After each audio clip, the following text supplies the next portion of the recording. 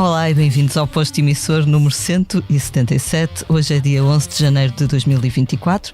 Recebemos pela terceira vez no nosso podcast um dos músicos portugueses mais acarinhados. Este ano celebra, tal como a Revolução de 25 de Abril, de resto, 50 primaveras. E planos para esta data redonda não lhe faltam. Bem-vindo, Manuel Cruz, ao posto emissor. Como estás hoje? Obrigado, Lia. Está tudo bem, tudo ótimo.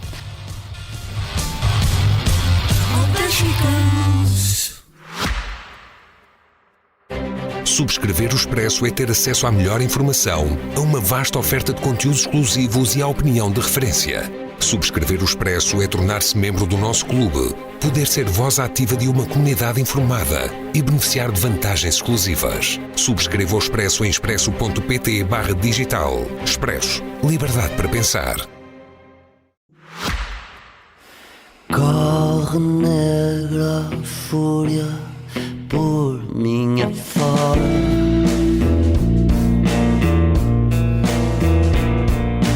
Um prodígio claro da energia.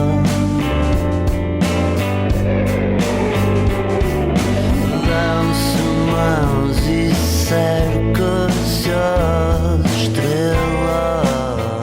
Cá vamos nós então para o terceiro round, não é? Já estiveste connosco em fevereiro de 2021, em junho de 2022. No ano passado tivemos aí um mini pousio e agora regressamos. Vamos falar então um bocadinho do que andas a fazer. Tens a agenda bem preenchida. No ano passado no final do ano deste vários concertos a solo em Sesimbra, Viseu, Torres Vedras, creio eu. Como é que eles correram? Correram muito bem. Agora tenho estado também com vários projetos. Estou a solo, né? Estou com os Piloto e estou com Ornatos, ou seja, e concertos bastante diferentes uns dos outros, que para mim também é uma diversidade fixe. E pronto, e tenho corrido todos os concertos muito bem. O concerto a solo, pronto, é algo que me está com que eu estou a ficar progressivamente muito satisfeito, porque pronto, desde que comecei a tocar solo, que não foi assim há tanto tempo, tenho vindo também nas composições que faço a também compor mais para esse formato, ou seja, não, a questão de compor para a banda é um bocadinho diferente, porque não me preocupo tanto com o arranjo da música que faço para tocar, é mais a questão da composição que depois passa à banda e os arranjos são feitos lá. E após este tempo começo a ter mais músicas feitas mesmo para este formato, ou seja, o concerto acaba por ganhar com isso, porque pronto, instala no concerto uma abordagem ao som que está vocacionada para esse formato, e sinto que agora finalmente tenho o concerto todo nessa tónica. Tens escrito muitas canções para ti, a solo, não é? Já tens de resto apresentado algumas dessas novidades nos concertos. Sim, eu tenho inclusive músicas que fiz há 10 anos que nunca gravei, e pronto, e estou sempre naquela, tenho que gravar e acabo por nunca gravar, porque são muitas frentes na vida, e acabo por não conseguir. Ando agora a ver se faço depois também se meteu pandemia, em que havia tempo para o fazer, mas não sei porque acabei por não fazer grande coisa. e pronto, e então agora a ideia é um bocado essa, começar a gravar as músicas e editá-las, mas tenho coisas, sim, tenho escrito bastantes coisas para o projeto, mas também tenho muitas coisas que já vinham de antes e que por isso simplesmente ainda não foram editadas. Agora é aquela altura em que eu te pergunto se aquela canção do Junto ao Mar vai sair, não é? Uma canção que tu chegaste a tocar com a estação de serviço, creio eu. Pois, essa aí, lá está, essa era uma. Sim, essa é uma daquelas em que nunca fiz um arranjo para mim. Caso já me passou isso pela cabeça. Era uma música que eu tocava bem, o Edu tocava baixo, o Nico e o Serginho também estavam a tocar, e nunca fiz um arranjo para mim. Logo perto do mar, porque há muitas, e depois o tempo passa e as coisas não acontecem.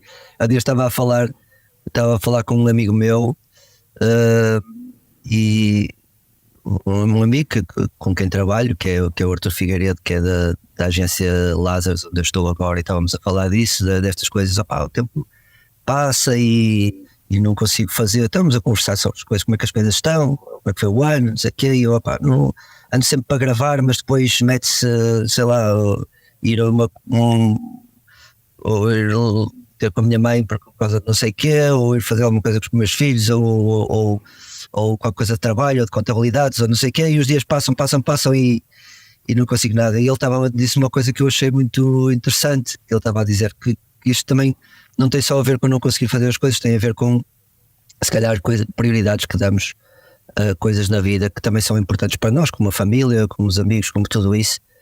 E a gente, se nós não quisermos prejudicar essas coisas, alguma coisa vai sair sempre prejudicada. E de facto é verdade. Eu lembro-me já ser mais, da altura em que era mais workaholic e dedicava mais tempo ao trabalho como prioridade, e outras coisas perdiam. E agora, com a idade, acho que começa a valorizar outras coisas. É inevitável que não dê para tudo. E ele dizia uma coisa no fim, ele disse: olha, mas deixa lá, vamos lá ter na mesma. e é isso, se calhar não vamos ser tão implacáveis, não vamos ser nem mega estrelas, nem mega agências, nem pronto, mas fazemos as coisas na mesma, ao nosso tempo, e pronto. É um bocado por aí. A parte do disco, não é? Da edição, também não é uma coisa que te aflige muito, por assim dizer. Se calhar o concerto é uma necessidade ou uma prioridade Sim. mais imediata, não é? Sim, o concerto é isso, é uma necessidade porque tem que ganhar dinheiro e temos que sobreviver, não é? E pronto, isso é uma das coisas. E depois, ao mesmo tempo, também é uma coisa em si. É uma coisa em si, mesmo que as pessoas não conheçam as músicas, embora tu ganhes quando as músicas são divulgadas, porque as pessoas, vais ter mais gente nos concertos e tudo. O concerto, a gente pode ir a um concerto sem conhecer as músicas e ter na mesma uma experiência sonora e poética. Portanto, a esse nível a coisa está cumprida em si, né? Mas pronto, tudo isto tem a ver com um monte de coisas, pronto, a questão de divulgação, lá está, de chamar todo um trabalho que tem a ver não só com a criação da música, mas também com a divulgação e edição de música. Tentamos que lá está, que esteja toda a equipa a funcionar o melhor possível, para correr o melhor possível para todos, mas o concerto acaba por ser uma coisa em si que está salvaguardada nesse sentido, né? Quando no fundo as pessoas querem ouvir as músicas novas, vão ao concerto. Por falar em concertos, alguém que foi ver o concerto de Torres Vedras comentou comigo que ficou muito impressionado, porque ao contrário do que é habitual, não havia quase ninguém com os telemóveis a filmar ou a fazer fotos. Agrada-te que se gere esse, é bem um respeito, não é? Mas é um certo clima intimista no teu concerto. Sim, eu acho que é bom para mim e é bom para as pessoas, porque eu considero, pelo menos é assim que encaro este concerto. Todos os concertos são uma viagem, né? Mas há viagens mais exteriorizantes, mais físicas, há concertos em que tu podes estar a falar e a cantar e não sei o quê. Esta é uma proposta que eu faço a mim mesmo e que depende também dos passageiros de encararem da mesma maneira, que é uma viagem muito frágil, muito melancólica, muito silenciosa, em que quando eu tenho silêncio eu consigo estar exclusivamente concentrado naquilo que estou ali a fazer, e cada sonzinho, cada silêncio é muito tem uma expressão muito, muito perceptível. Então toda a gente ganha com isso. Eu lembro-me de dar uns concertos agora, de concerto no Bang Venue, de concerto no Texas Bar, e senti que a maior parte das pessoas, 99% das pessoas estavam, não é só uma questão de estar a respeitar aquilo que estou a fazer, estão interessadas em, por elas próprias, por emergir, por emergir, por submergir, né?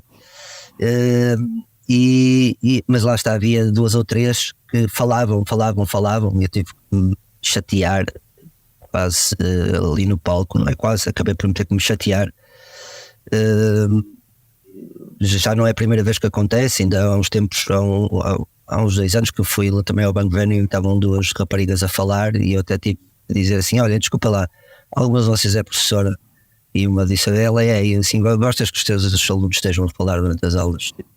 Elas falavam, até lhe disse assim, olha, desculpa lá, vocês estão a discutir a roupa que compraram na Bershka ou o que é que vocês estão para aí a fazer? Tipo, porque não faz sentido uma pessoa está a tocar uma musiquinha e estarem ali as pessoas e a ouvir-se aquilo, toda a gente a mandar calar e as pessoas, não sei, acho que há uns neurotransmissores que não funcionam ali nas cabeças de algumas pessoas que não percebem este fenómeno.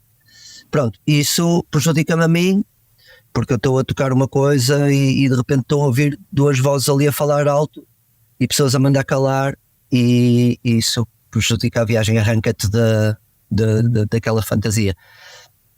E pronto, acho que é por mim e é pelas pessoas, acho que a maior parte das pessoas entende isso. Essa fragilidade e essa melancolia desses concertos a solo que referiste, tu consegues estar nesse mood, não é todos os dias, mas enfim, todos os dias que tens concerto, imagino que seja um bocadinho bastante diferente da energia que pede, por exemplo, um concerto do Spluto, e no final do ano passado até houve uma semana em que tinhas concerto do Spluto num dia, concerto a solo no outro. Sim, é radicalmente diferente, sim. Houve um dia em que houve uma semana em que nós tocamos no Plano B, um dia, no dia a seguir fomos para Lisboa, para o Music Box, fizemos 2 concertos no Music Box. Depois no dia assim foi para Viseu, e depois daquela carga ainda por cima de 3 concertos de super física e de rock, não sei o que, tipo, vou para esse concerto mega intimista.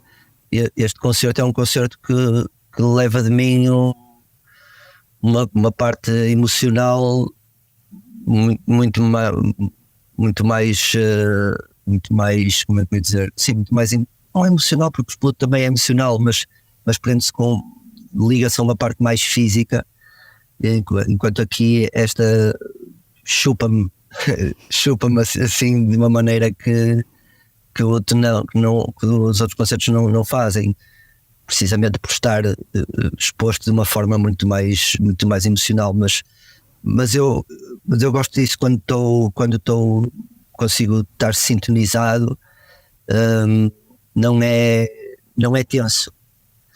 Acaba por não ser tenso, é uma das coisas que me tem agradado, é porque esta coisa de estar sozinho num palco é uma coisa muito exposta, e era uma coisa que no início me causava bastante tensão. Neste momento, com o assumir dessa fragilidade e com esse hábito de estar ali, tornou-se mais doce, digamos assim. Faz agora 2 anos, por esta altura, que os Spluto voltaram aos palcos com aquele concerto no Maus Hábitos, no Porto, muito intenso, uma energia incrível, toda a gente a cantar as letras. Ficaste surpreendido? Quebras de tensão, tudo. Covid. É porque, exato, Covid. Porque uma coisa, pronto, é saber que muita gente amava os Ornatos e ama. Outra coisa é, não sei se tinhas noção que as canções do único disco do Spluto tinham ficado assim tão presentes na memória das pessoas. Sim, eu acho que quando os trabalhos têm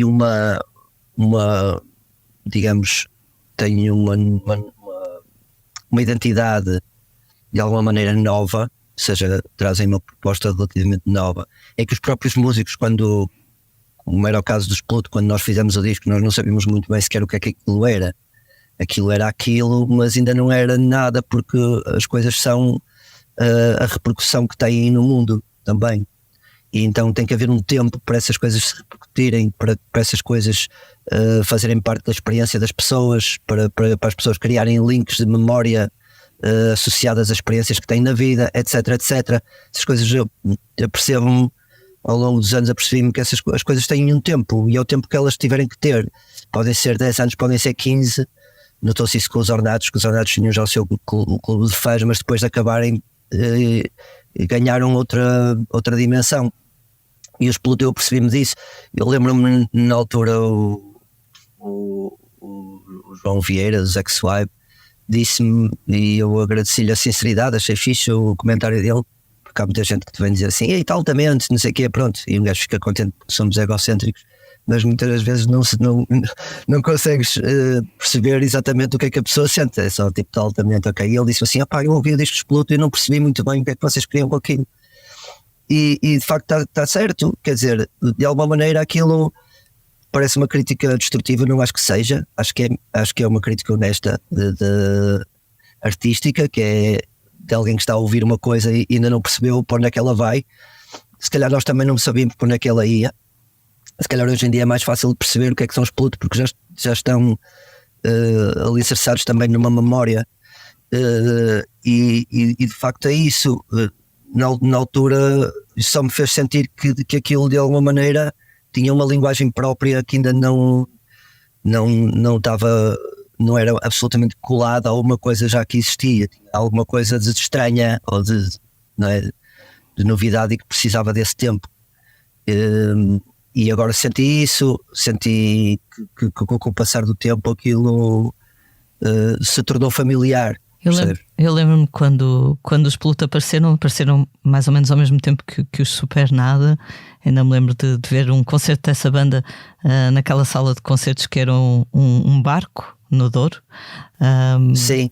Sim, e eu lembro-me das primeiras impressões que tive desses dois projetos pós-ornatos, que era, na minha cabeça, os Pluto era uma coisa assim um bocadinho mais granítica, e o Supernada era uma coisa mais colorida, mais BD, era como se um fosse, não era bem a preto e branco, mas era uma coisa assim mais durita. Sim, e o outro assim mais cartunesco, não é? Completamente, eu tinha muito essa ideia visual também, precisamente, do preto e branco e da cor, exato. Sendo tu também ilustrador. Sim, o Supernada era mais histriónico e era mais uma celebração dessa loucura mais caótica. E os Pluto tinham um lado conceitual, um bocado mais balizado. Uhum. E os Pluto lançaram agora uma canção nova, não é? Um single, o Túnel, já estava escrito há mais tempo. Sim, essa foi uma das músicas que eu fiz. Poderia ser, não era para solo, mas que fiz. Compus a canção, não é? Porque os Pluto têm vários formatos, vários métodos de trabalho. Não só fazemos músicas na sala de ensaios, como pode ser num caso ou no outro eu levar uma música, ou o Ruka levar, ou o Peixe, ou Edu, quer dizer, qualquer um pode levar uma música e ser. Pronto, o túnel foi feito assim, foi feita a música e o Ruka, porque muitas das vezes as músicas que são feitas na sala de ensaios demoram mais tempo a fazer, e às vezes há uma vontade de haver um boostzinho de uma coisa mais acabada e mais redondinha, e o Ruka disse assim: não tens aí uma música para a gente dar um boost nas outras, não é? É tipo Camisola Amarela, tipo a Lebre, não é? E eu disse: por acaso tenho aqui, estava hoje a ouvir músicas antigas que eu tinha aí gravadas e tal, e mostrei tudo e fizemos logo ali a música. E como já estava assim mais preparada, decidimos lançá-la para dar um ânimozinho nas outras, para empurrar as outras. E as outras sentiram-se motivadas a correr? As outras sentiram-se todas picadas, sim. Mas pensam lançar mais canções em breve, então? Sim, a nossa ideia é um bocado ir lançando músicas, porque conseguimos ter esse retorno das pessoas que nos motiva também, e que nos faz também não enjoar as músicas até que saia um disco. Uhum. E hoje em dia acho que é um formato muito, muito comum, não é? E acho que faz sentido. Faz sentido. Eu lembro-me que ainda não havia net, não é? E senti essa frustração de ter que esperar um ano ou dois para lançar 12 ou 13 músicas, e a dada altura já te apetecia fazer coisas novas e estavas a lançar o trabalho antigo, não é? Tipo, já estavas no inverno da outra estação, ainda estavas a lançar a coleção outono inverno do ano passado. E pronto, hoje em dia acho que isso acaba por ser uma cena fixe, porque as pessoas vão comendo o prato do dia. Tu, enquanto ouvinte de música, ainda ouves álbuns do início ao fim, ou também já preferes ir tiscando assim uns singles? Sim, eu normalmente ouço álbuns porque não tenho tempo para estar a panicar músicas. Às vezes apetece-me ouvir uma música, depois, como também não tenho tempo às vezes para ouvir álbuns, ouço uma música, um bocadinho de uma música, e depois tenho qualquer coisa para fazer, né? Coisa varia. Mas quando estou, sei lá, a trabalhar ou com um bocadinho mais tempo, ou estou a cozinhar, por exemplo, meto um álbum, ou então meto uma playlist, ou assim, pronto. Mas sim, eu gosto da ideia do álbum, e eu tenho quase a certeza que a gente gravará um álbum no fundo será uma compilação. É um bocado aquilo que se faz, que é vai lançando músicas e lanças 5 ou 6 músicas, entretanto já tens mais 5 ou 6 e então lanças aquelas 6 que já tinhas lançado, mais outras 6 novas e compilas tudo e fazes um vinil ou fazes ou pronto, ou metes o álbum digital todo, uma compilação daquele período, não é? No fundo narra na mesma ao período, só que já foste dando alguma coisa às pessoas entretanto.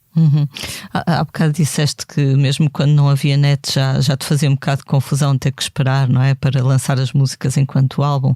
A net veio mudar quase tudo, não é? Na música, tanto no consumo como na produção, não é?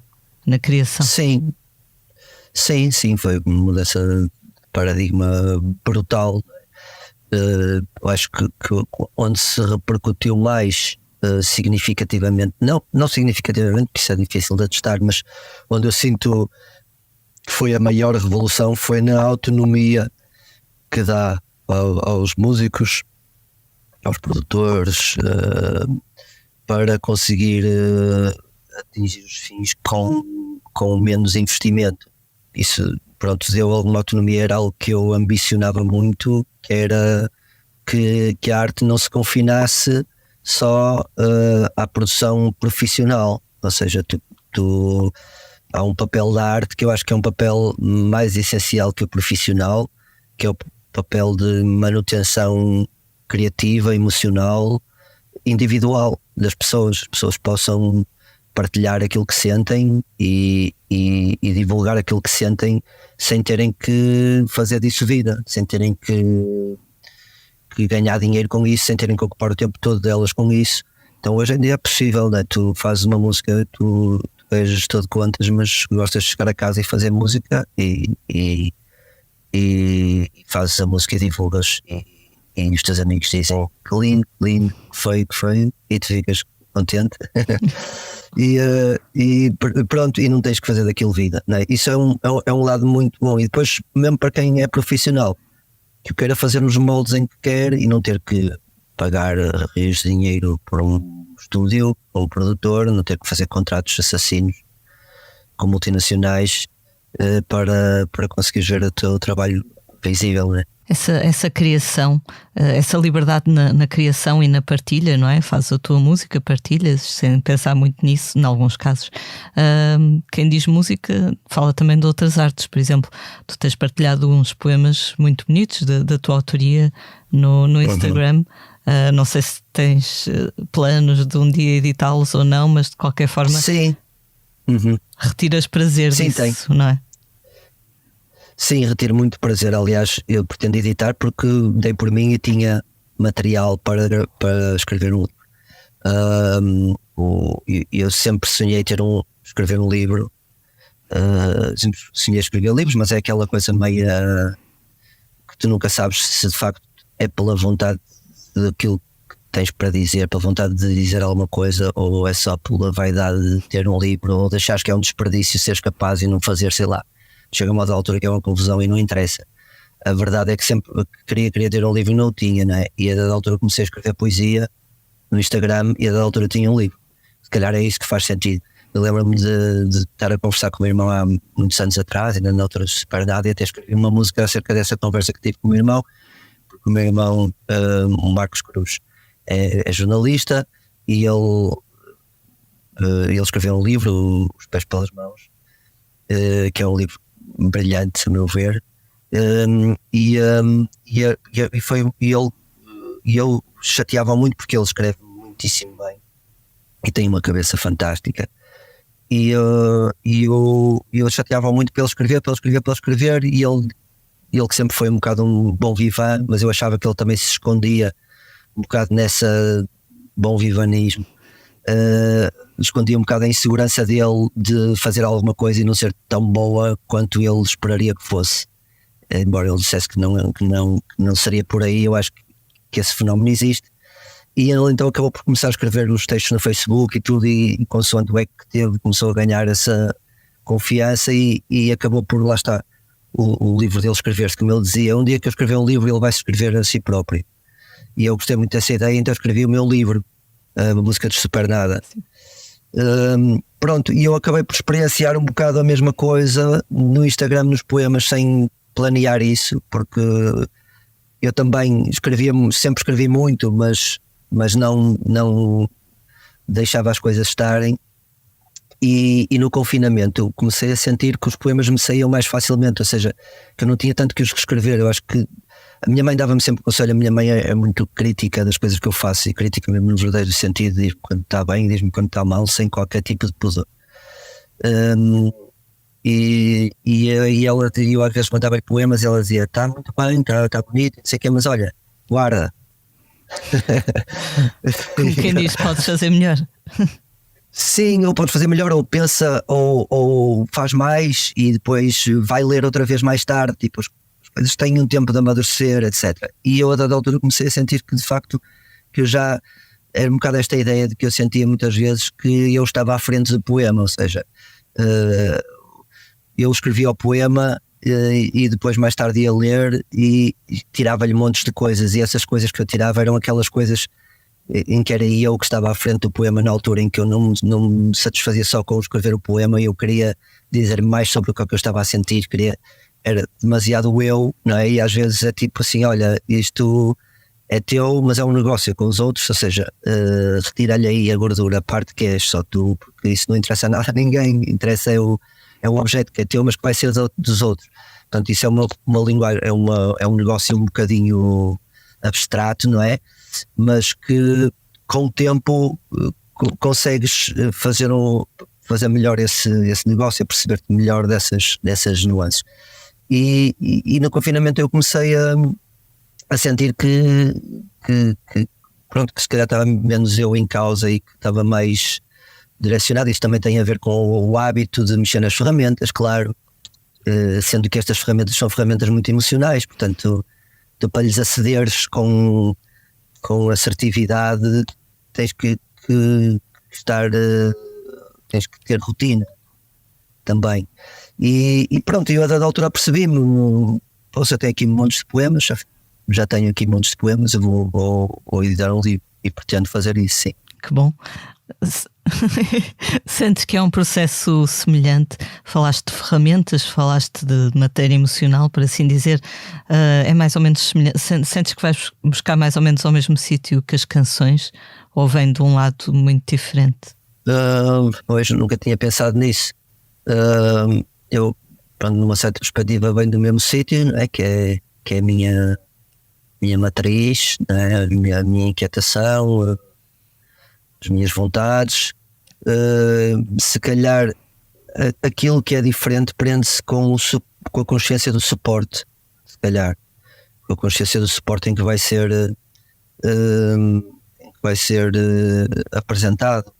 Ou seja, é quase como tu se fores fazer um quadro em pastel, um quadro em aguarela, um quadro em acrílico, carvão, isso podes querer dizer a mesma coisa em bruto, tu teres o mesmo sentimento, mas digamos as ferramentas vão condicionar a forma como esse sentimento passa, e até se calhar mudar esse sentimento, se calhar até te vão apelar a um outro sentimento, porque existe também um diálogo entre os sentimentos e as coisas, as ferramentas e os suportes.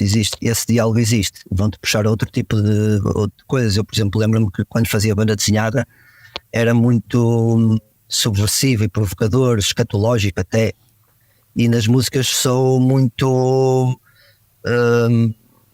como é que eu ia dizer, muito mais melancólico, mais tem uma palavra para isso que me está a faltar. Introspectivo, mais introspectivo, a palavra era essa. Obrigado, apanhaste do rio.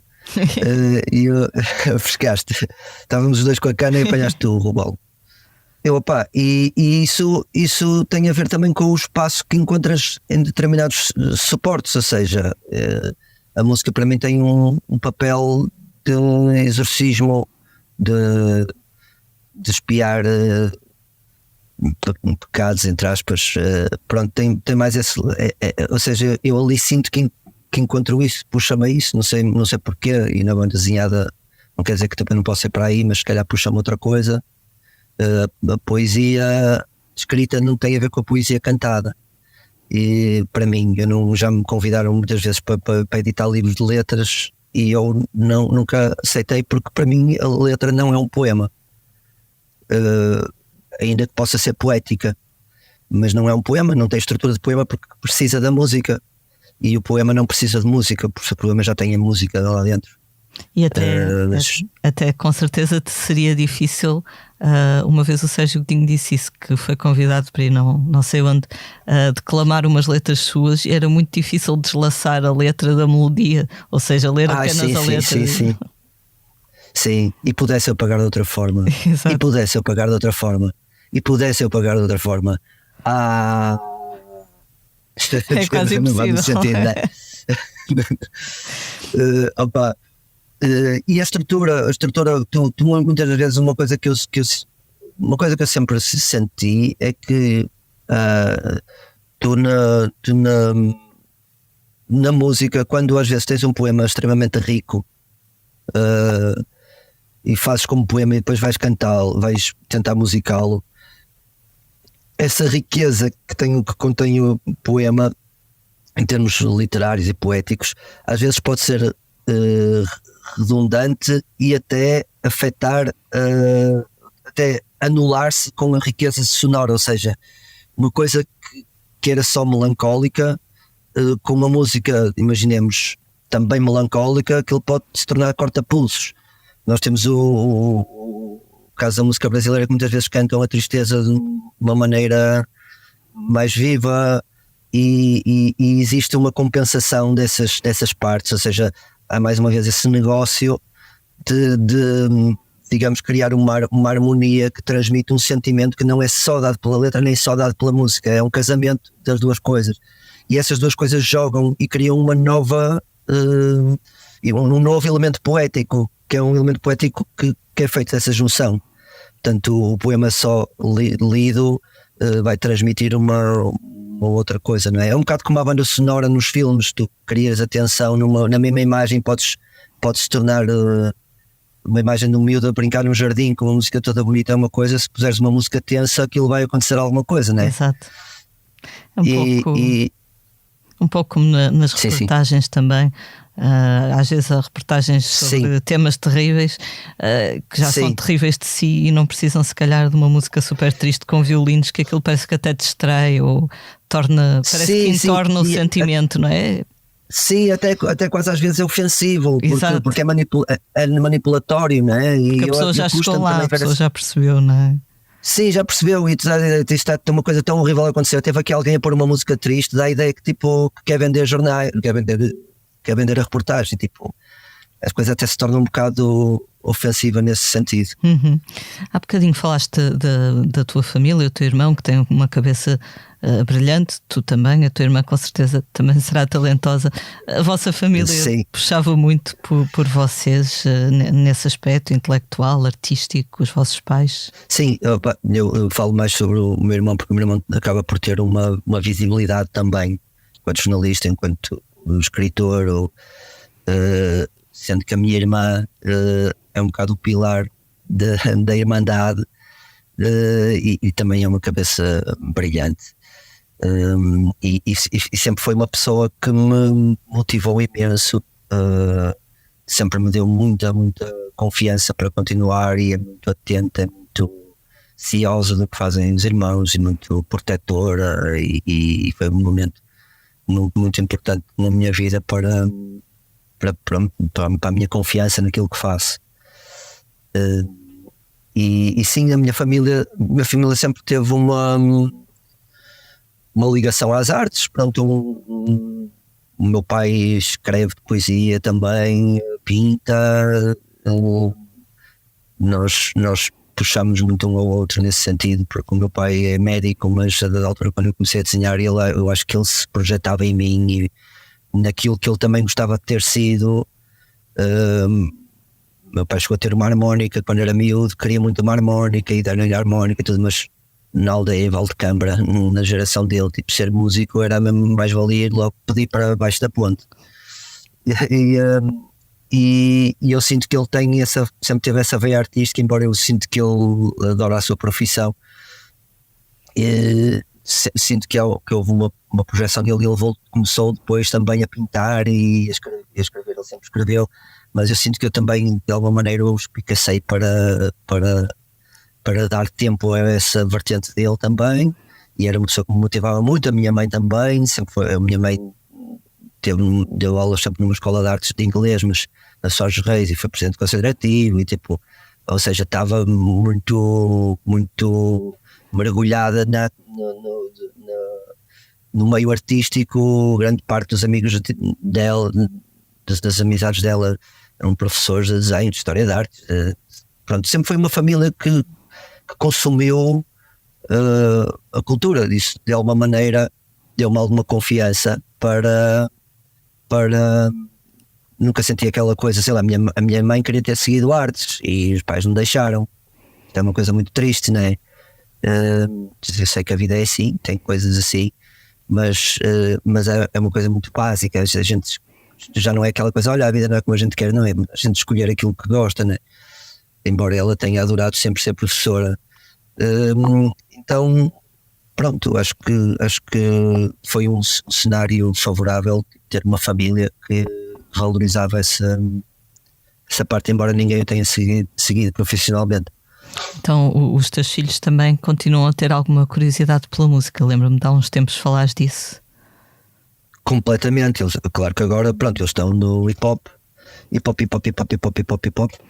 e eu também ouço hip hop, porque eles estão a pôr a música, não vou pôr as minhas, e também gosto muito de hip hop. E pronto, agora eles estão nessa fase e estão sempre colados a este e àquilo, de sempre ouvir e assim, não sei o quê.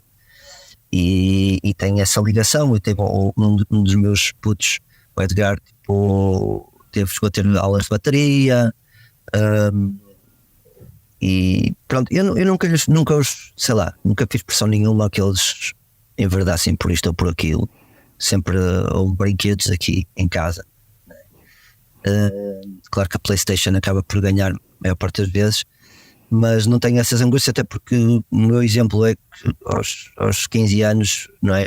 Aos 13, 14, 15, começo a despertar para a música, não é? E hoje em dia sou músico e não estava mesmo planeado, né? Tenho um outro, o Tomé, desenha espetacularmente bem e adora desenhar, eu vejo-lhe o mesmo entusiasmo que eu tinha pela magia dos desenhos. Também calculo que ele possa enverdar por ali, mas não sei, o Agostinho é mais das ciências, das matemáticas e não sei o quê. Portanto, eu procuro só que eles, sei lá, a minha angústia nestes tempos é que eu não percebo este novo paradigma e dos postos de trabalho, das profissões que vão existir, como é que vai ser o mercado de trabalho. Tipo, são as angústias iguais a todos os pais, que é de eles terem um mínimo para poderem ser felizes na vida. Ou seja, não me gostaria que eles sigam isto ou sigam aquilo, ou que aproveitem a estrutura que já têm familiar nisto ou naquilo. Assusta-me um bocado como é que vai ser o mundo daqui para a frente, o mundo profissional daqui para a frente. Assusta-me muito, porque as coisas, sei lá, esses exemplos de uma desumanidade muito grande.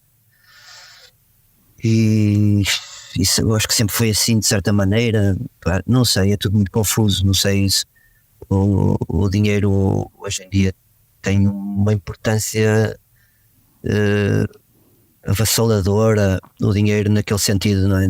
Aquela ideia do ser rico, aquela ideia de que tínhamos uma profissão e tínhamos uma profissão certinha e pronto, e a família, a casa e tal, tipo, tudo isso está assim meio. Eu ponho a grande hipótese de ser um bloqueio, não um bloqueio, mas uma limitação minha de conseguir visualizar o futuro, em que eu já estou um bocado desfasado das novas gerações, porque elas estão dentro, não é? Eu estou em mudança, estou com uma realidade diferente e a adaptar-me a esta realidade. Eles estão lá dentro, não é? Eles passam um monte de tempo nos computadores, nos telefones, não sei o que. Ok, isso tem um lado que eu vejo que é mau, mas também os vejo a mexer naquilo como um os mestres, e isso de alguma maneira também os prepara de certa maneira. Ou seja, eu honestamente não sei, é difícil de perceber digamos,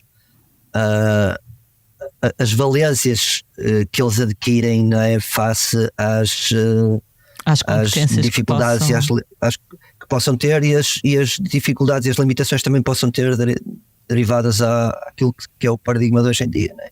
Eu confio na cabeça deles. Achas que há um gap, uma diferença maior entre a tua geração e a geração dos teus filhos e a geração dos nossos pais, dos teus pais, e a tua, em termos até de sensibilidade? Não sei, vejo que os miúdos pensam as coisas de forma bastante diferente. Percebo a pergunta e numa certa perspectiva acho que sim. Acho que o salto, ou seja, parece mais exponencial a diferença.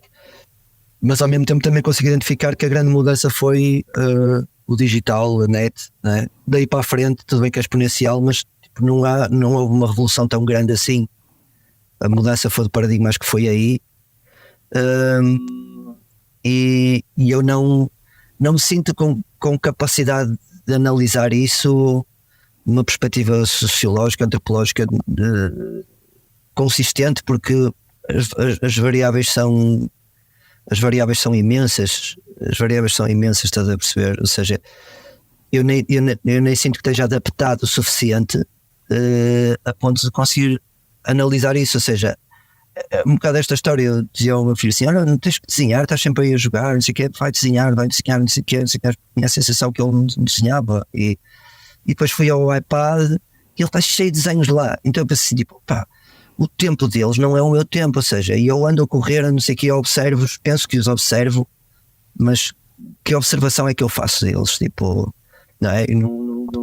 Eu não ganho dinheiro, tipo o gajo da National Geographic com a câmera lá o dia todo a observar o que é que faz o tigre, porque não tenho tempo para isso, não é? Tipo, eu volto e meio olho para eles e penso que eu estou a observar, mas a quantidade de coisas que lhes acontecem na vida, que acontecem nos computadores, para além dos jogos e para além dessas coisas, todas as conversas que eu tenho, eu também não sou apologista deste catastrofismo de eles hoje em dia não têm relações humanas sem só os computadores. Isso não são relações virtuais, não são. Eles estão constantemente a rir e a não sei quantos com os amigos, com 7 amigos no computador. Ok, dou para eles fisicamente, eu tento promover isso. Quando eles me dizem que vêm amigos cá a casa, eu disse, bora para cá, pá, cozinha-se para 5, para 7, mas tento que, pá, o máximo de contacto físico que eles têm é melhor.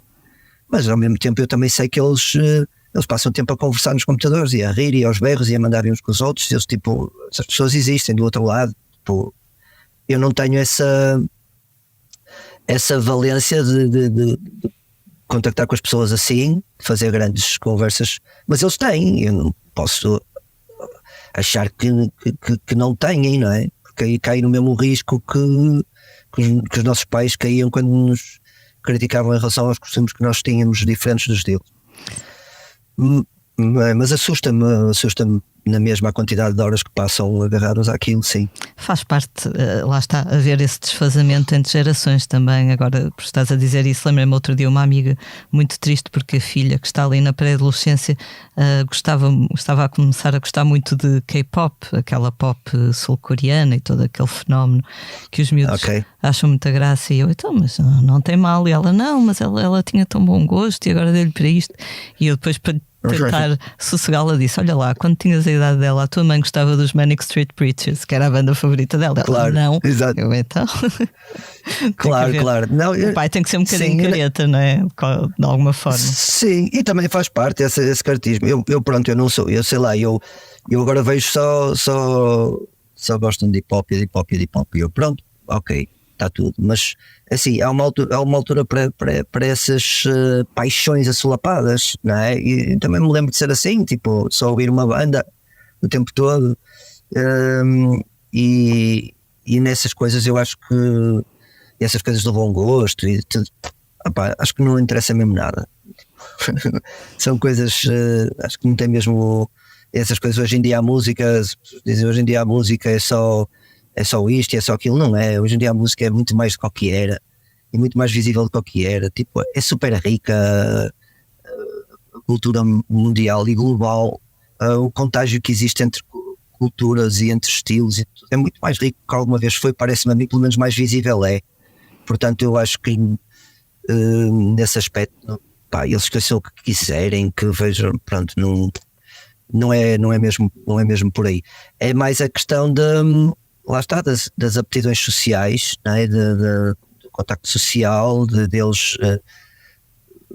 Pronto, não, mas eu depois também penso, pá, eu também não era propriamente o paradigma do gajo bem resolvido socialmente, tinha os meus bloqueios, as minhas timidezes, as minhas coisas, portanto não noto uma diferença substancial nesse aspecto. Este ano vais fazer 50 anos, é um marco importante ou é só mais um aniversário? Opa, é sempre um marco importante, que é 50 paus, poça, é sempre uma estética, né? Esta coisa da crise da meia-idade, tipo, nunca mais passa.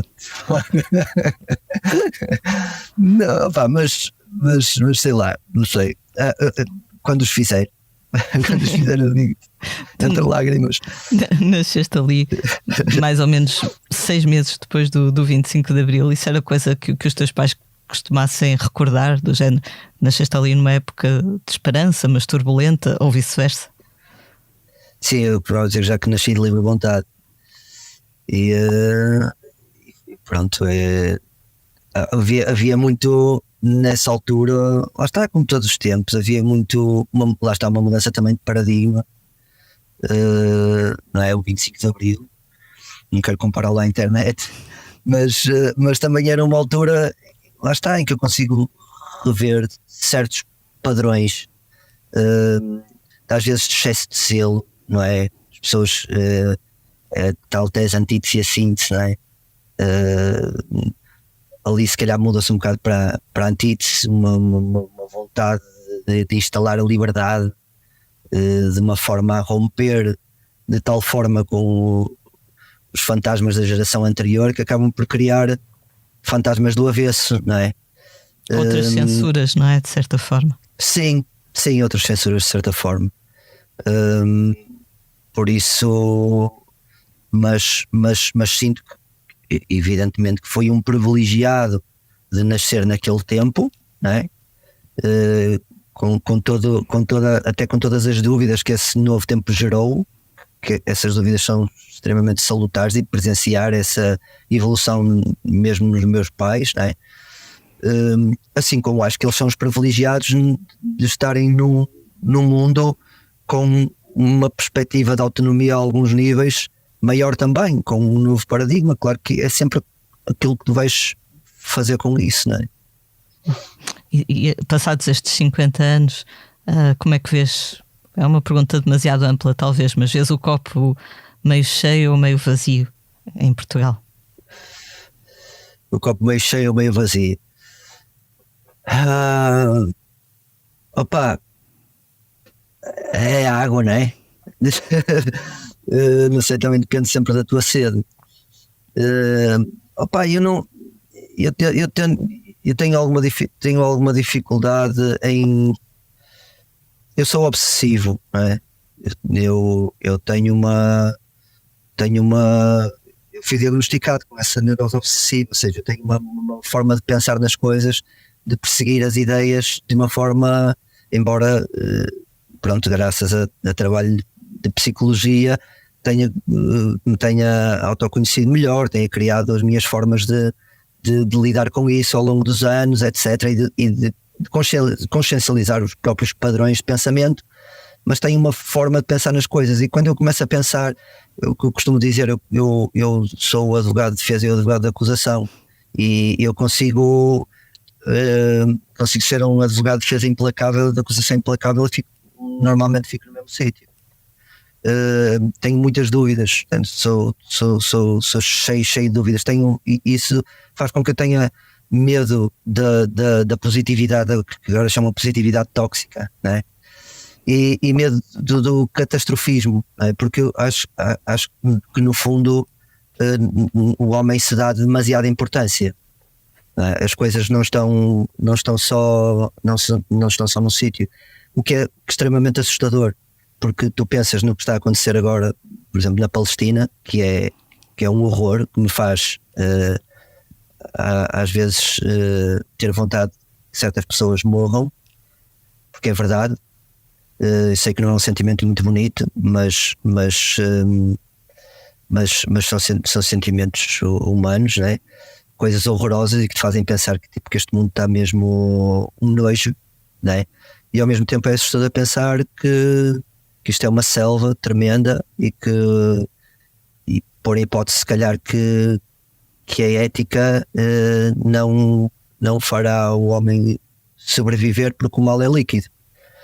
Então, esta hipótese, se tu pensares nas coisas de uma forma completamente isenta, sem crenças, sem romantismos, sem fé, tu consegues imaginar um cenário mesmo catastrófico para a humanidade. Tipo assim, esquece, venham os insetos, isto foi só uma fase.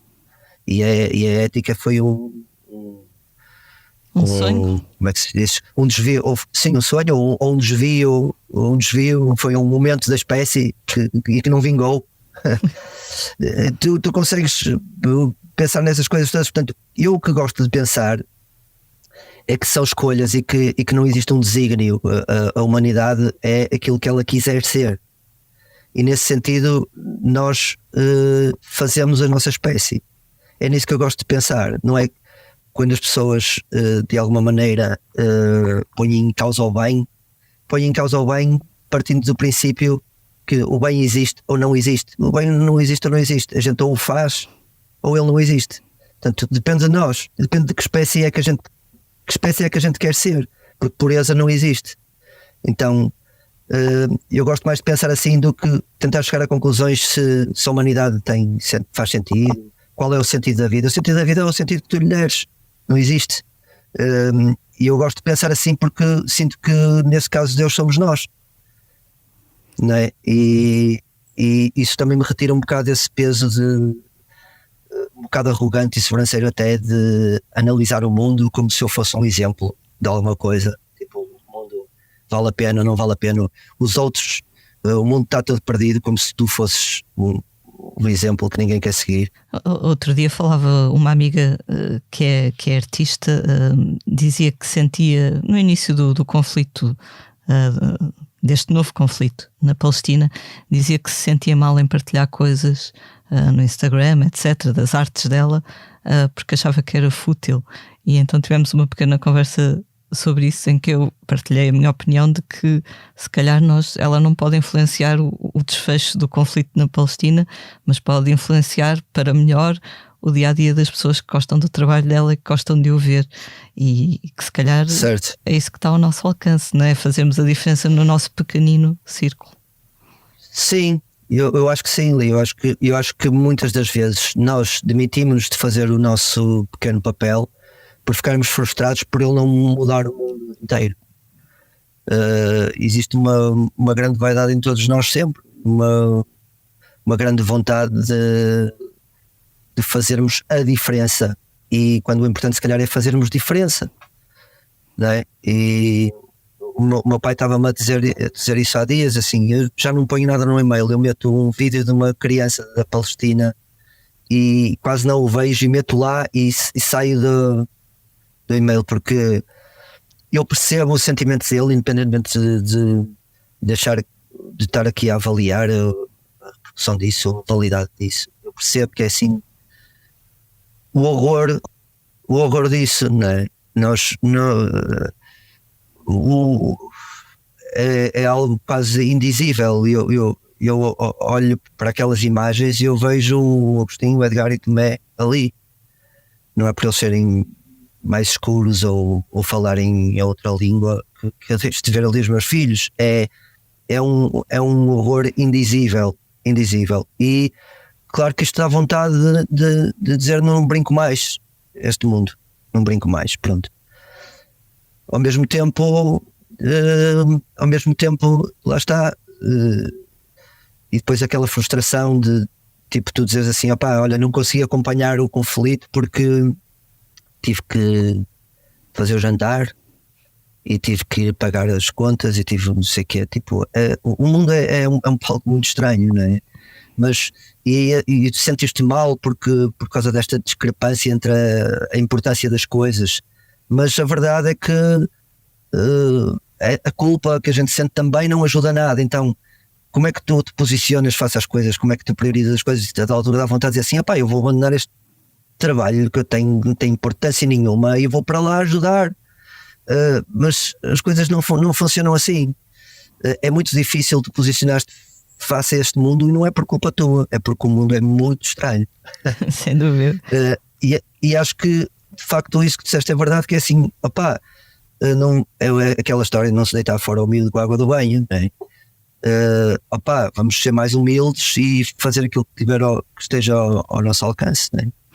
Em 2017 disseste ao Jornal Público: às vezes parece que é pecado ser feliz. Lá está, às vezes estar bem disposto no meio de tanta adversidade parece assim um ato de entre a resistência e a insanidade, se calhar, não é? Sim. Eu senti-me sempre muito culpado com isso, porque me senti sempre privilegiado em certas coisas. Tu só por teres uma família neste mundo já te sentes um privilegiado, porque tens crianças que têm os pais a lutar em tribunal para não ficar com o filho. Tens crianças que nunca tiveram um afeto e depois a maior parte dessas crianças crescem e a sociedade ainda as permeia com prisão, com instituições que são pouco subsidiadas pelo Estado. Quer dizer, no fundo, arrumos para arrumar essas pessoas sem elas incomodarem muito a sociedade. Ou seja, tens uma sociedade muito vingativa e muito pouco funcional neste sentido do que são as causas do que é a responsabilidade da própria sociedade no que as pessoas são. As pessoas nascem e já são uma dívida, já são um problema para a sociedade, já são vistas assim. E pronto, e às vezes e é uma coisa que muitas das vezes que acontece, por exemplo, nas consultas de psicologia, não sei o que é, que as pessoas dizem assim, mas eu teria alguma vergonha de dizerem os seus problemas por terem consciência do seu privilégio e certas coisas, mas os problemas também são relativos, e as pessoas acabam por se aperceber que a sua felicidade não radica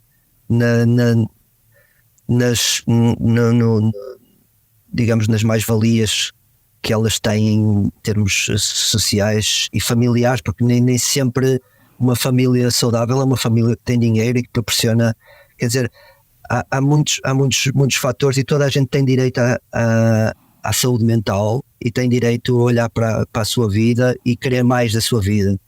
Sem dúvida. Não é? Há uns tempos estava a falar por causa da questão dos professores e estas coisas das greves e que eu vejo muito conflitos entre as próprias profissões. Porque eles estão a pedir isto, e os não sei quantos, e os médicos, e os não sei que mais, e os não sei quê.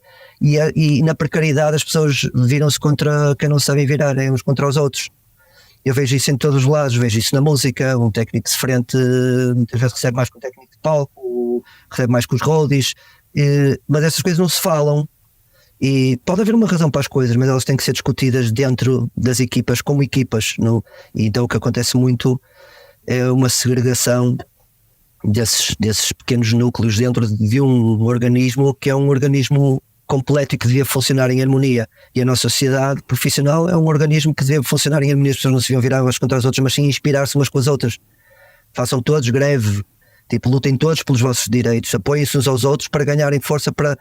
E muitas das vezes o que eu vejo é as profissões viradas umas contra as outras, as pessoas viradas umas contra os gajos que estão com o rendimento mínimo e que não fazem nada como se esse fosse o problema da sociedade. Quer dizer, na precariedade, em mesa sem pão todos ralham, ninguém tem razão. Sim, mesmo na comunicação também acontece. Muitas vezes lá está. Sim. Eu ganho menos, eu ganho pouco, mas eu ganho ainda menos. E estamos sempre a olhar ali os pobres uns contra os outros, por assim dizer, certo. Em vez de tentar resolver a coisa com clareza. Também falta muita transparência, não é? Muitas vezes quando se fala de valores. Exatamente. Ver essa transparência, claro. E a consciência do que é o trabalho uns dos outros. Há trabalhos que são mais do senso comum, há outros que não, mas a gente tem que partir do princípio que se alguém gasta o tempo da vida dele num trabalho, é porque esse trabalho lhe dá trabalho e é porque esse trabalho é necessário. E não se pode comparar trabalhos taxativamente, porque a dificuldade de cada trabalho é específica. E a utilidade também, não é? E a utilidade também, sim. Por um trabalho ser físico não quer dizer que seja mais difícil que um trabalho mental, e por uma pessoa estar fechada no escritório não quer dizer que seja mais aborrecido do que estar a viajar o tempo todo. Quer dizer, a gente não pode comparar as coisas assim. Acho eu que existem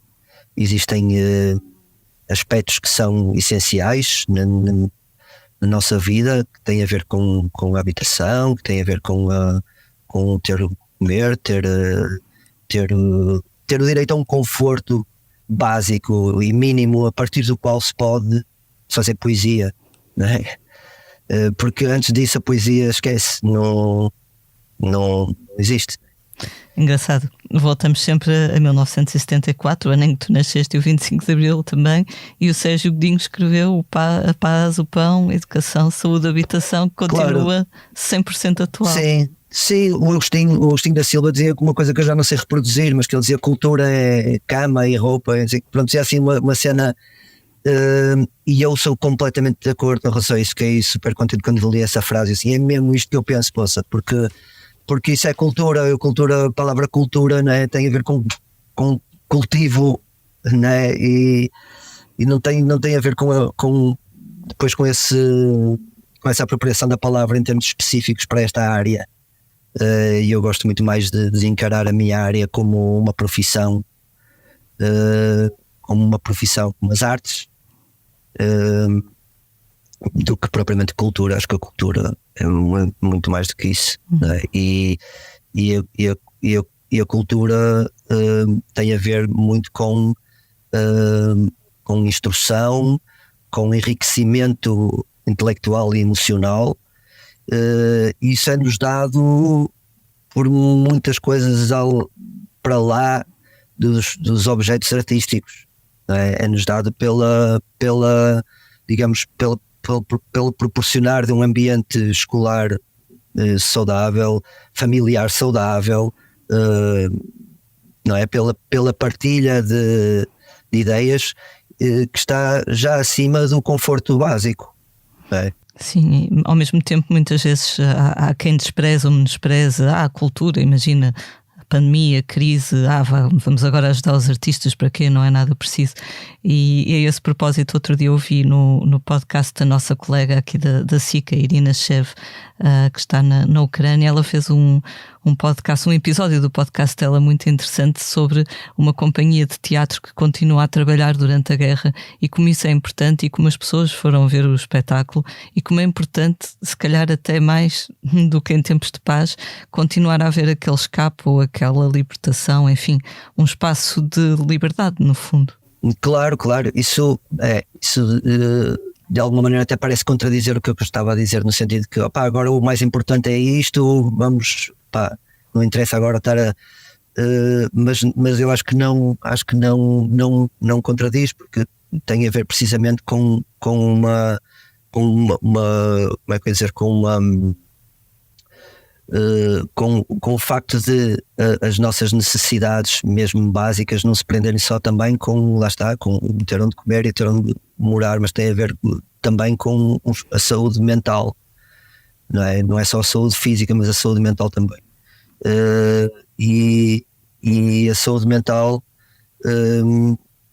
é algo que eu acho que está muito sobrevalorizada hoje em dia. Felizmente fala-se mais do que nunca da saúde mental. Mas que é muito sobrevalorizada. O nosso Estado investe muito pouco na saúde mental. Nós temos pouquíssimos psicólogos nas escolas, nos estabelecimentos prisionais. É assustador a consciência que existe da importância disso, só porque não é tão palpável como outras coisas. E acho que, por exemplo, uma das coisas, mas lá está, uma das coisas que era para mim essencial que existisse era haver um psicólogo juntamente com a professora na sala de aula. Não faz sentido estar lá só uma pessoa a ensinar, por mais humana que ela seja e por mais vocacionada para para essa disponibilidade emocional que tem que ter um professor, não tem tempo para estar a fazer o trabalho dela, que é maioritariamente um trabalho de passar esse conhecimento e estar atenta, e não só, e ter as valências de alguém que estudou aquilo a vida toda, essa parte ou seja, que tem essas competências já no foro da psicologia, ou seja, é um trabalho complementar e acho que é assustador pensar que tu tens um psicólogo para 500 crianças, tipo, é assustador, porque não é só sinal da precariedade em si, é sinal também da precariedade do pensamento do Estado, de como é que ele vê a questão da saúde mental. Há muito preconceito, muita ignorância em relação àquilo em que consiste o trabalho de um psicólogo. São tarefas para os próximos 50 anos pós 25 de Abril, pensar Sim. nisto tudo.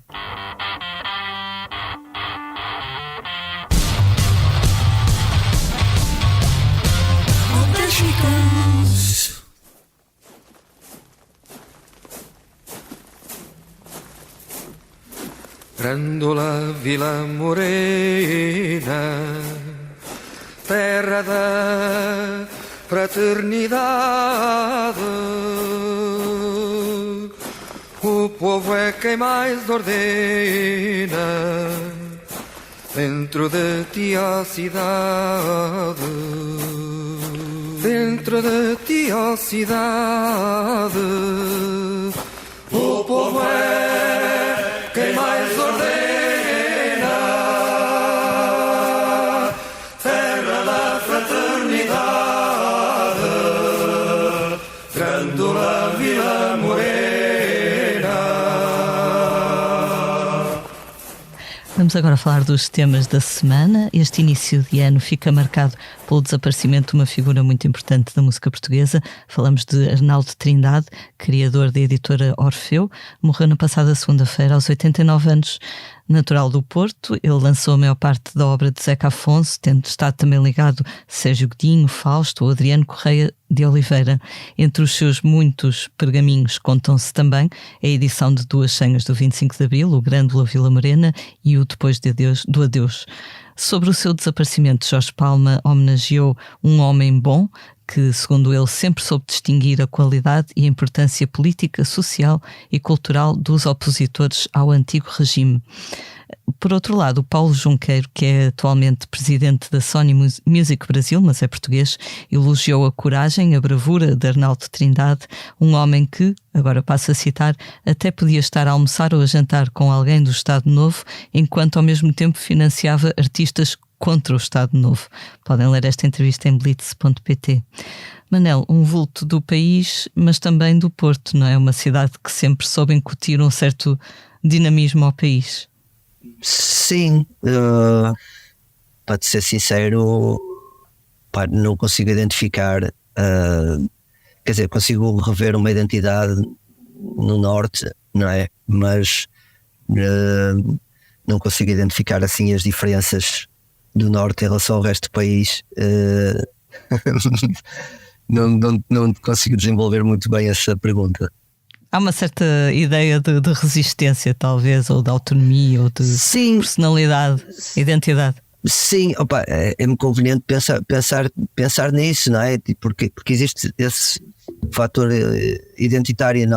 O Porto, eu sempre senti sempre houve aquela conversa no Porto, o Porto recebe-se menos que em Lisboa, alguns iam para Lisboa para ganhar mais, outros ficavam orgulhosamente. Mas depois também acredito que existe o mesmo sentimento em relação a outras zonas do país, em relação ao Porto, não é? Lembro que havia muito essa pergunta: como é que no Norte há tantos projetos musicais? E eu pensava assim, mas tu achas que nós somos macaquinhos na jaula, que andamos aqui e que afinal até não somos tão primitivos como que até conseguimos falar bem português? Tipo, há sempre um bocado existem sempre um bocado esses conflitos e normalmente em relação de zonas mais pobres em relação às zonas mais ricas, com mais oportunidades, e é verdade que o racismo gerou muitas coisas boas, né? O blues não surgiria se não houvesse escravatura, né? E portanto essa resistência, sim, existe sempre é sempre um fenómeno resultante da precariedade ou da injustiça social, sim. E há muitos vultos que como o Arnaldo Trindade, que fazem essa diferença. Claro que são motores de dinamização. Existe um sentido sempre, acho eu que existe muito um sentido de missão, muitas pessoas de contribuir para que a sociedade dê um passo mais no sentido da melhor distribuição da verdadeira riqueza, que é mais do que o dinheiro.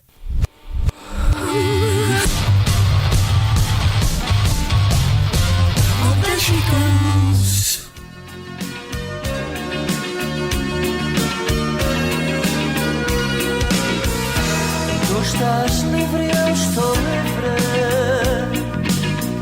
É uma noite para passar. Porque não vamos unidos? Porque não vamos ficar na aventura dos sentidos?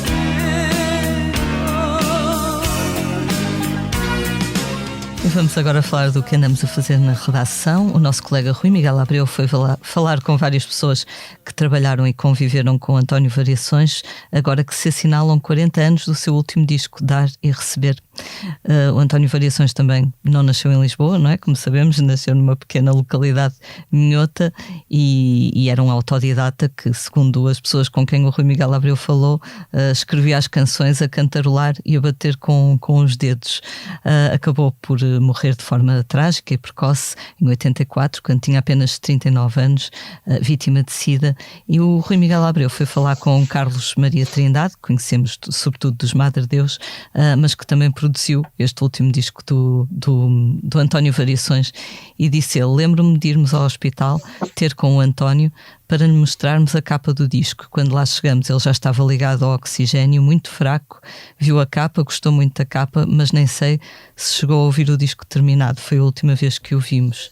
É curioso que, pronto, passados estes anos todos, não é? 40 anos, esta luz desta personagem continua a inspirar muita gente, não é? Sim, é muito curioso, e eu acho muita graça a estas personagens como António Variações, porque acho que tem uma visão das coisas muito, como é que eu ia dizer, muito independente e muito ampla do mundo, e acabam por defender muito uma identidade própria e pessoal, sem grande medo. São pouco medricas, pouco cobardes. Eu admiro muito o Manel João Vieira, e depois a gente tem a tendência a admirar aquelas pessoas que têm coisas que nós não temos, né? Eu sempre, pronto, existem aquelas cabeças de referência, as pessoas, quando numa altura da vida tu pensas como é que fulano pensaria nisto, e se calhar até te enganas, nem conheces assim tão bem a pessoa e tudo, mas lá está.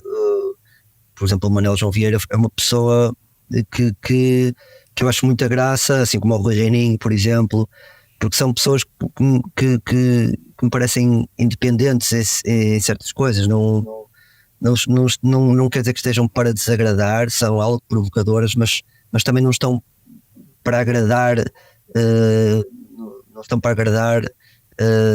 em prejuízo de viverem a sua vida livres, com o pensamento livre, não é? E que inspiram. São pessoas que acabam por inspirar nesse sentido, porque são disruptivas, fazem a sociedade afastar-se um bocado do quadro, e para ver o quadro completo e não estar a ver só o miudinho, não é? E eu acho isso muito fixe. E o António Variações, sim, é uma pessoa não é fora do tempo, ele estava absolutamente dentro do tempo dele, não é? Só que fora de um tempo que era um tempo de uma sociedade ainda muito, muito envolvida em gosma. Sim, eu lembro-me quando ele morreu, eu tinha 6 anos. Eu lembro-me lá em casa se falar assim à boca pequena de ele morreu de e depois nem se percebia o que morreu do quê. Nem se percebia assim, sim. Aquele medo, aquela vergonha, pronto. Mas que é engraçado que essas pessoas são tão sólidas que a sociedade arranja-lhes um sítio. É verdade, é verdade. Pensas no António Variações nessa altura, se o visse na rua, tipo, esquece, ele era quase apedrejado, não sei o quê. Mas era o António Variações, pronto, era aquele boneco, não é? Aquela coisa. A sociedade arranja-lhe um sítio. Mas ele é fulano, mas ele é ciclano, não sei o quê. E aquele é o António Variações. Engraçado, pronto, não é? Está arranjado o sítio. Sim, ou seja, acaba por permitir àquela pessoa em concreto coisas que só muitos anos mais tarde é que vão permitir a toda a gente. É curioso esse estatuto de exclusividade, por assim dizer. Sim, mas acaba por abrir esse caminho, sim, não é? Sim, alguém tem que o fazer, não é? Só que abre com uma foicezinha pequenina, pronto, e depois tem que vir mais um caminhão atrás. Exato.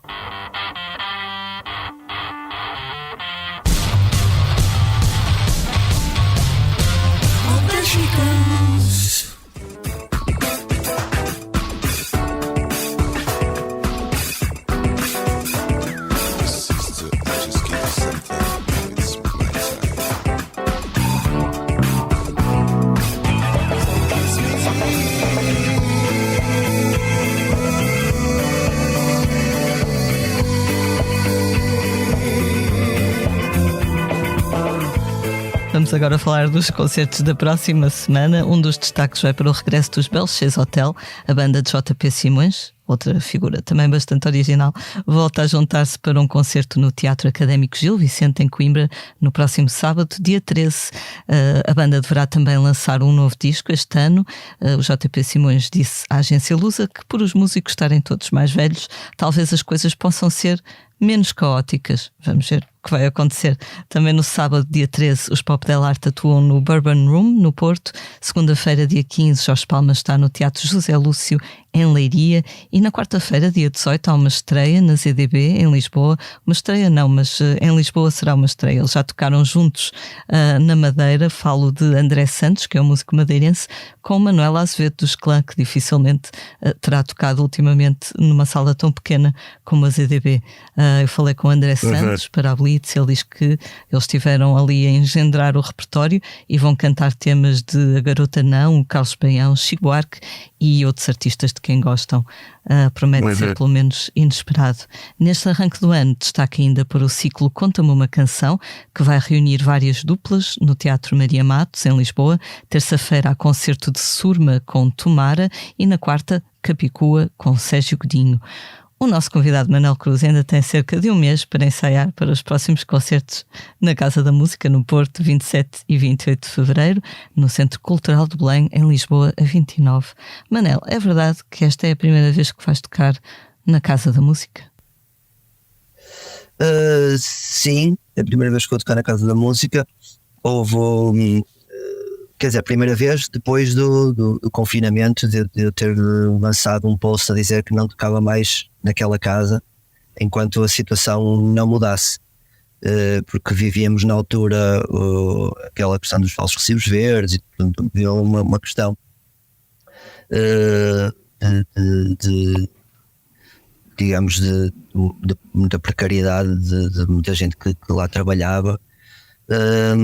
E entretanto surgiu este convite da Casa da Música e eu, pronto, antes de dizer que sim, já tinham passado, não sei, 2 anos, 6 anos, pronto, fiz as minhas diligências de telefonar para quem estava, digamos, a encabeçar essa luta e dizer, olha, eu tive este convite para tocar na Casa da Música, mas eu só vou tocar se me disseres que a luta estava a ser travada já está, digamos, que aquela questão já está resolvida. E ele disse-me, pá, assim, neste momento os problemas já são os problemas comuns a todas as instituições, aquele problema em si foi resolvido, portanto acho que também não faz sentido tu estás a deixar de tocar lá por causa disso, porque foi o que eu lhe disse: olha, mas diz-me sinceramente, porque eu estou um pouco lixando para a Casa da Música, é verdade, estou-me a cagar para a Casa da Música, estou-me a cagar para qualquer sítio.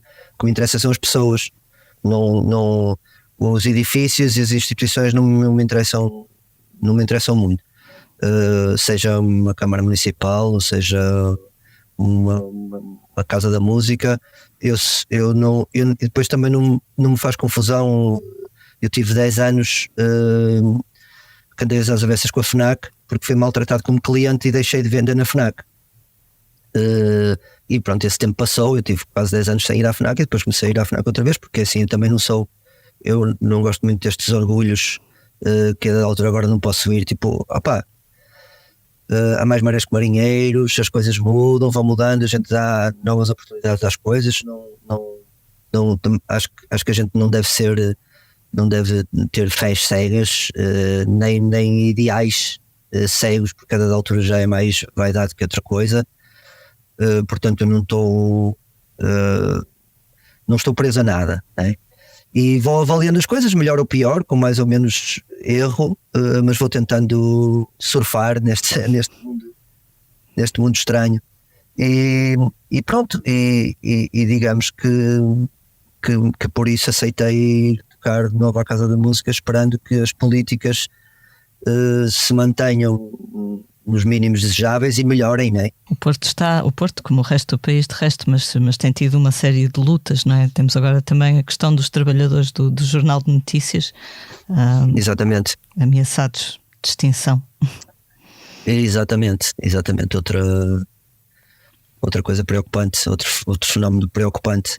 E preocupante não só pela maneira como são tratados os trabalhadores e como é encarado o lucro da instituição como a definição da riqueza, não é?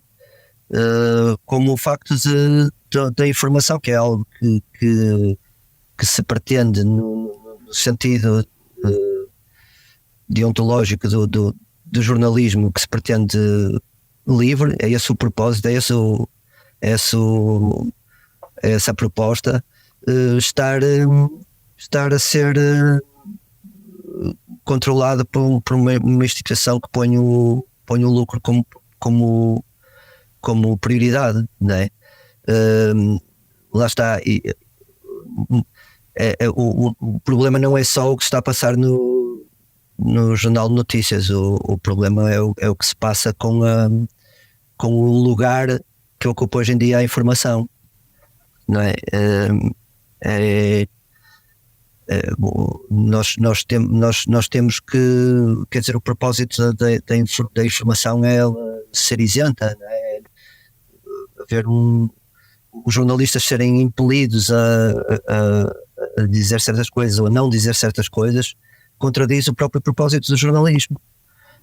Portanto, isso tem que ser salvaguardado de alguma maneira, e se calhar essa maneira é retirando de alguma forma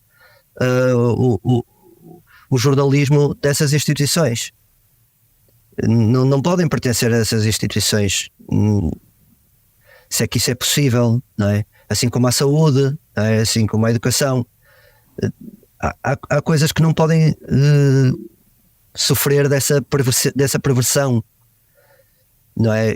Porque depois entra aqui o poder político, entra o poder económico e o jornalismo como uma arma, uma ferramenta do poder económico, é uma coisa perigosíssima, que não só retira ao jornalismo o seu principal propósito, como ainda por cima o orienta para um propósito negativo e nefasto. Quer dizer, é um duplo mal, não é? Que é retirar a liberdade e ser manipulador, não é? Ser uma ferramenta de um poder que obedece a desígnios individuais, não é? Em particulares. Ao mesmo tempo, Portanto, o problema é mais profundo, não é? Do que este problema só do Jornal Notícias. É mais profundo e ao mesmo tempo também é mais, já dura há mais tempo, não é só agora veio à superfície, Sim. porque é um caso muito extremo. Mas sim, que sirva para isso. Só para terminarmos agora, estamos já a terminar, só ainda na questão dos concertos. Vais também tocar com os Ornatos em julho, no Marés Vivas. Vocês vão ter nas teclas as mesmas pessoas que tiveram em Vilar de Mouros no verão passado? Sim, em princípio sim. Nós vamos ter os dois a tocar em princípio, porque era o Miguel e o Sérgio eram para fazer um concerto e outro, mas depois as disponibilidades deles mudaram e depois já podiam os dois e a gente decidiu tê-los dois e agora estamos naquela dúvida porque adorámos tê-los os dois no palco e ficámos nessa dúvida. E agora, tipo, como é que a gente vai fazer? Ainda não sabemos bem, mas há essa hipótese sempre de ficarem os dois, não sabemos.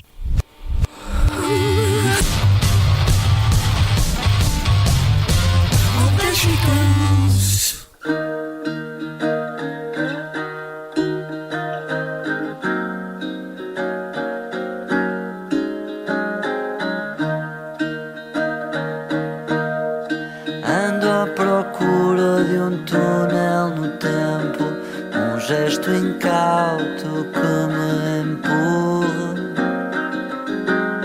sobre o momento. Chegamos assim ao final de mais um Posto Emissor. Fica o nosso agradecimento ao Manel Cruz. Obrigada, Manel. Foi um prazer. Obrigado, Lia. Um beijinho e obrigado pelo convite. Obrigada pela tua paciência com os problemas técnicos aos quais os nossos ouvintes foram poupados. Eu sou a Lia Pereira, os temas de abertura e conclusão são de Legendary Tigerman. A edição multimédia estará a cargo da nossa Salomé Rita. Como é hábito, vamos finalizar com uma leitura. Manel, o que é que escolheste ler hoje? Eu tenho aqui um poema onde é que está este poema que eu pus aqui para ler? Tinha mais do que um, mas este é muito pequenino. E é eu não sei como é que se lê, Saulo Pesado, e o poema é muito simples, mas eu acho muito engraçado e uma imagem muito gira, que é: quando a festa do amor começar, usarei as tuas pernas como um colar.